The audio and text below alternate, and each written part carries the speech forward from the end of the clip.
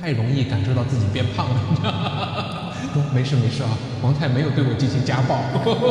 然后用马来西亚的天气说爱你。我觉得我们就是正视现实嘛，人总是要贪图安逸。哎，大家好，你们知道离开马来西亚我们有多久时间了？12月10号，有2周多的时间吗？才。哎，但是我怎么感觉已经很久了，而且其实非常想要回到大马。你有这种想法吗？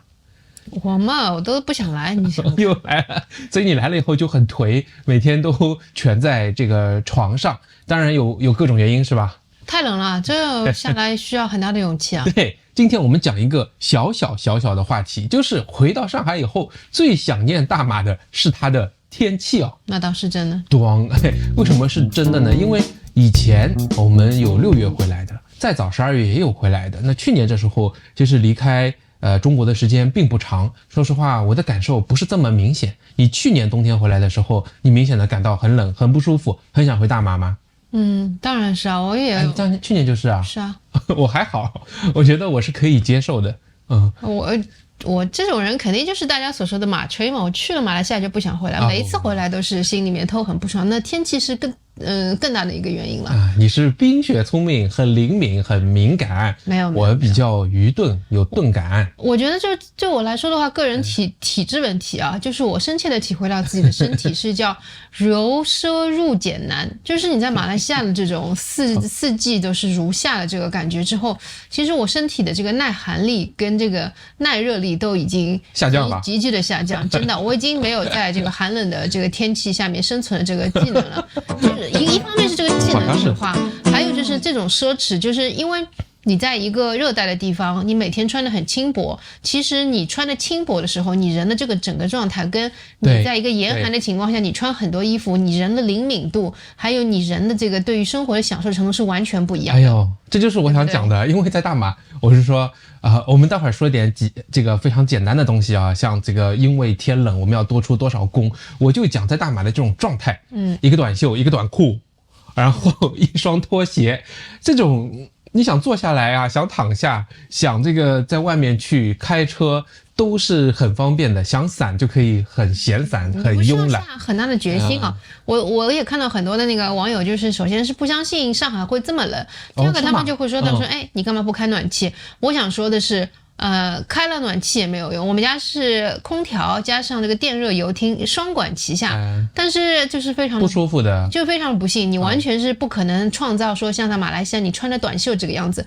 我依然在家里面穿着很厚的袜子，然后穿着羊绒衫，里面穿着 T 恤衫，就是这个样子的话，然后家里面没有空调和电暖气覆盖到的地方，还是冷得不得了。真的是，你感觉家里面是不同的温区啊，不同的温层，对，原来不同温层就是这么来的，真的是。这是一个你比较怕冷的，又去了大马，适应了你讲由奢入俭难这种情况的人嘛。我以前不觉得我自己是怕冷的，可是去了马来西亚之后，我发现我就是我爸妈口中所说的温室里的花朵，就不耐操的这种。他们又被端出来了。我呢，我自认为以前还是比较耐寒的，而且我比较喜欢冬天，因为冬天人很清醒又不出汗。而且呢，我喜欢摄影以后，发现冬天的景总归是很别致的，阳光也很和煦，斜射很漂亮。但是呢，哎呦，你看连我这样不太怕冷的，回到以后，我甚至于感到许多的不舒服。我还体验原来啊，我之前也是不舒服的，只是自己没感觉。举个例子，我就看我2年前准备离开大马前我拍的一些视频，哇，那时候鼻子这些就是红红的，为什么？就是因为热气嘛。这里已经有破了，你看我现在这里也是，对吧？而且我的皮肤比较嫩，我记得有一次在兰卡威阳光下30分钟，我的这个大腿上都是红的泡，结果这个伤了很久。然后这一次你还记得跟马尚营在那个室内一个茶室里面聊天嘛？暖气稍微热了一点，即便我是一件衬衫加上一件这个背心啊，我的脸这里就开始很红，我的皮肤比较敏感，比较发红。结果就有朋友关心我说：“比利，你没事吧？”大马的朋友啊，然后我很懂他的意思，我说没事啊，王太没有对我进行家暴。然后他说那就好，他说我就很关心你。哎呀，所以你看啊，就是天气其实给我们的生活是带来很多的不便的。但是原先就是习惯了，没有发现。这里也是已经很多天了，这又是很疼的，嘴巴也很干，皮肤也很干，对吧？去看 Wilson 也是，他都不敢天天洗澡了，他的嘴唇也是变得白白的，自己都说不太舒服。其实生活在这个不同的环境啊，就是因为这些基础的东西会带来很多的影响。你看，我们以前分享过，因为冬天我们家里要多出很多的东西，是吧？对啊，来，你主持家务比较多，能不能跟我们分享分享？昨天我还给我们那个观众群里面的朋友们拍了一些照片啊，一些这个家用电器大家都不一定看到过的，就一个是冬天的神器，对，冬天神器，一个是温茶器，叫什么？温茶器，叫你喝茶下面那个。对，让那个茶水保温的一个加热器。对，不然我们冲出来的热茶可能就2分钟它就变成那个冰的了，这个不行，对吧？温的吧，由温转冰。对，然后第二个就是电热毛巾架。这个是刚需，因为如果不使用电热毛巾架的话，第一个是你用完的毛巾它不会干然后第二个呢，就是说它不干，还会阴的，就是会有那种很难闻的气味嘛。对，因为还是因为没干透，对吧？对，就是冷的。对，然后第三，你洗完澡用那个大浴巾你往身上擦的话，那个冰冰的感觉其实也是特别不好的，所以就我们家还装了这个东西，电热毛巾架。对，然后第三个我拍给他们看的就是我们的那个电热马桶圈坐便器，就是那个卫洗力嘛，就是那种日本的。我们每到了这个秋冬季，我们就要把这个坐圈加热功能打开。常开，而且是对，因为你不知道自己什么时候需要如厕嘛。对，你为了确保自己一坐下，这个屁股不会这个受到这个惊吓，以便功能不畅，24小时要一直长按那个带，对吧？这也是个神器。对，然后我又给他们拍了，就是我们那个洗手池、洗手盆，就是我们2个卫生间嘛，洗手盆下面要装一个叫电热水器。小厨宝我们有那个，对，它这个其实是个小的热水箱，因为它能够做到的就是你一打开水龙头，这个不需要放掉那一段很冷的这个冰水，它就直接是热水出来了。这个是因为这样，我可以跟大家解释一下，因为大马煤气不是管道的，所以大家用电热的这个热水器装在淋浴的这个地方。那我们这里呢，通常用煤气的比较多，煤气呢就要集中装在厨房或者不靠近你会呼吸到的地方，以防一氧化碳中毒。那它我们这里浴室和洗手间离厨房就比较远，所以它过来很长一段时间，我想大概有1分钟的冰水吧。或者说冷水3分钟，你总归是比较冰水。OK， 那么这段时间怎么解决呢？我们就在下面装一个叫小厨宝，它就是个小的靠电加热的水箱。对。但是你看它因为很小，对吧？它只能装在水橱下面，那么呢就有个问题，就是它加热的时间也不会那么长。所以我们呢也是在给它又为它，其实后面还加了一个定时器，每天几点到几点它是那个提前会启动的，那我们能够用到热水，麻烦吧，对吧？这是一个。还有就是那个烘干机，衣物烘干机也很好用，因为不然的话，这衣服真的是挂在阳台里面3-4天它都干不了，然后干完之后就一股臭味儿。对，还有洗脚神器对，我现在每天都是要靠这个洗脚，就是电热洗脚盆，把它那个每天要洗半小时左右才能把自己暖起来对，我想大家可能听了会觉得说怎么这么矫情啊 ，Why so weak？ 但就是这样吗？我们不是分享自己的真实的感受吗？就这样吧，就不要管它。对，我觉得我觉得 Why so weak？ 其实后面另外的一个潜台词就是我其实是有更好的选择，因为我感受到了更好的地方，那也就是马来西亚。所以对我来讲的话，我更思念的就是那个让我自己从生理还有就是从自己心理上都感觉更舒适的这样一个地方，我有更好的选择嘛。还有其实漏了一个电热毯，这天再冷一点我们就会每天都要开的。对，那个电热毯，对，我们那个电热毯非常厉害，能够调温度的。我们经常是在入睡前的1刻钟我们就要把它打开，然后在45-6度然后50度左右，要预热15分钟，这样的话，不然你那个洗完澡然后伸到这个你的被子里面去，就是像冰箱一样。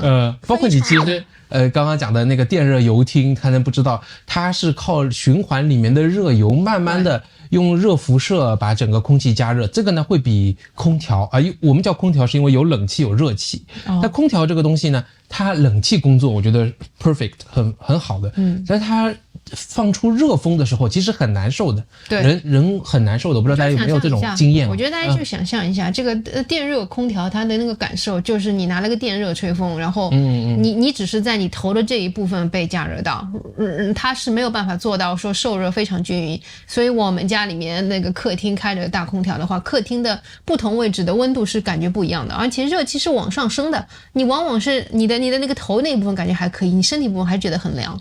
就是这些东西。那你刚刚有提到，在大马是心理和生理都会比较舒服，对吧？我们刚刚分析了自己，我要应和的也是这样子，就是我自己刚提到，感觉就是，哎呀，你穿的少，人有一种自由自在的感觉。其实真的，我现在脑海里回想到，不单单是在那边穿的少，还有呢，就是。哎呀，你知道我想象的画面就是早上起来啊，我慢慢泡好咖啡，就在阳台上，微风徐徐啊，坐在那里可以想一下诗啊，可以规划下一整天啊，然后看看手机啊，特别舒服。包括这个去逛商场，我们几个人也是很舒服的，就是穿着短打，慢悠悠的，这都是和这个天气多少是有一点关系的。而且我跟你说，我还很不能适应的一点我又非常 weak 这个没有办法，就是说不怪我们是到了大马开始变 weak 了，原先也能够 survive 上海真的是。我跟你讲，这个上海的那个天黑得特别早，5点半到6点左右已经黑天了，你知道吗？因为这几天冬至嘛，是白天最短的特别搞笑。因为我在做客服嘛，我们有顾客晚上7点多，有一天是晚上7点半的时候跟我说来我们餐厅提货，找不到，就给我拍了他的那个位置。我一看，哇塞，7点半是大亮天大白天，你知道？已经忘了是吧？已经是黑得出星星了，你这个样子，我好羡慕啊。7点，我就这。而且我们这边的晚上的话，晚上不光是晚的，天黑得很早，而且早上天亮的也很晚。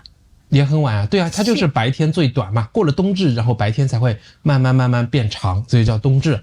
对，就是因为我这个以前我记得我们两个去哈尔滨东北旅游的时候，东北比我们黑得更早，所以我们下午4点钟的时候就天已经全黑了，你就会发现天一黑其实是很影响心情的，因为你就立刻想睡觉了，你的褪黑素就开始产生了嘛。对，就是你感觉这一天对吧，什么事儿也没干，然后就天黑了，然后天黑你更不想出去了，所以我很能理解为什么现在大家看到那个上海商场里没人，一个是天冷啊，第二个天黑得早啊，这个黑天大家的一个生理条件反应。回家睡觉，洗洗睡了。所以大家很稀奇说，中国是不是没人？我们抛开经济因素，我们没有很详细的讲这个和天气真的是有点关系的，对吧？你看我们这次去了2次的一家烧烤店，老板也很自信说，等到过了春节，到了春天之后，我的生意一定会好的。他说现在不是很好，他有这个自信。我告诉大家呢，和天气多少是有这么一点关系的。而很多大马人呢，他们其实因为常年的是一年四季都是夏天，要么就大热天、雨季。大家其实我知道有很多人还是有一种幻想，就是说我很喜欢有4季的地方，对吧？我们之前有个朋友不也是吗？那个 Black and White 说他喜欢越南，就是因为他们去芽庄那边住有4季，让他感到这个这个心情很好。是吧？我是可以理解的，因为它不是那种波动，反差这么大的冬季。但是我们真的是去了大马以后回到上海就感觉这个冬季有点难熬。那么推己及人，如果你想如果是老年人，他也跟我们一样去了大马以后适应了那儿的天气，我相信他再回到上海或者更北的地方，他有可能会是适应不过来的。那你不要说那个老年人去马来西亚，你看我们国家的很多东北地区的老人，到了天冷的时候就跑到海南去过冬。是，其实现在像那个候鸟式的这个养老，在中国已经是10几20年非常盛行的一种方式了，因为我们的天气条件实在是太恶劣了，在某一些地区，所以人总是要往高处走嘛。对，你不得不想，你可以理解他，就是说，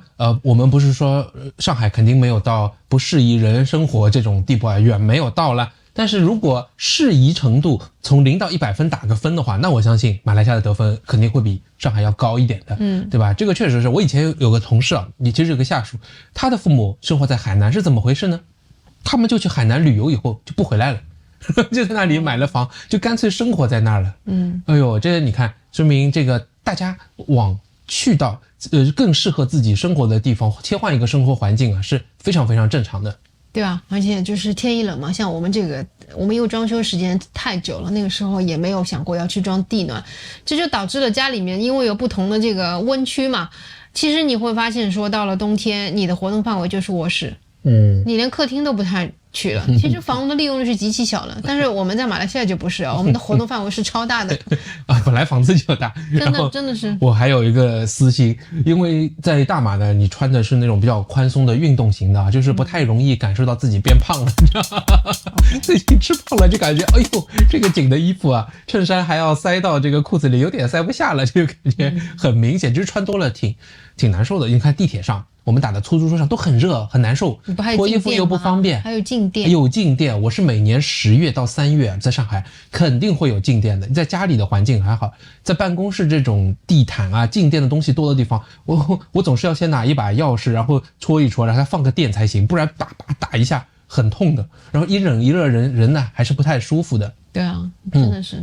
这个跟大家八卦一下。不过说真的，为了这个呢，我后来又去听了一下阿牛的那个用马来西亚的天气说爱你，我听了一下，哎呦，没想到啊，阿牛唱过这样类型的，有点像是陈升啊这种罗大佑啊这种风格的。然后它里面讲的就是它没有冬季啊这么多，好像这么多花花的。用马来西亚的天气说爱你就是简单直接清爽，就好像要表达这样的一个感觉，我觉得还挺对的。自己想要就投胎是门技术活。如果出生在马来西亚这样一年四季如夏的这种热带地区的人，真的是比我们这种投胎在我们可能已经比起东北的那些我们的同胞已经幸运多了。但是真的，我深深的觉得天气的自然资源真的是一个大宝藏啊，它就是上帝给你选择了一手好牌给你，就塞在你手里的感觉，我真的是太羡慕了。这可能是我们作为中年人可以总结的，因为我慢慢在想，我们俩的核心优势啊，就是分享叫中年人的幸福生活，或者说的这个吹毛求疵、弹眼落睛，吸引眼球一点，就叫中年人的自我救赎，这也不算夸张，对吧？我们 Reborn 都讲了，那么你就看，当你有能力选一个地方住的话，那你知道你原先习惯的四季啊，那个天气其实是受限的，一定有更好的地方。我现在看下来就是热带啊一片，都真的是很好的这一块区域，不是温带，就其实是热带这一块区域。你看我们去的那个包括说在上回去清迈，那个天气也还是不错的。我觉得就是像我们中年人还有一种幸运，就是说我们有了一定的能力，还有了一定的自己的勇气之后，我就不必去像父辈那样就是守着你的这个苦，然后以重复的吃苦啊，然后来一方面是给自己洗脑说我这是艰苦朴素磨练意志。我觉得我们就是正视现实嘛，人总是要贪图安逸的，那在人到中年的时候可以去贪图安逸，我认为这是一种福气。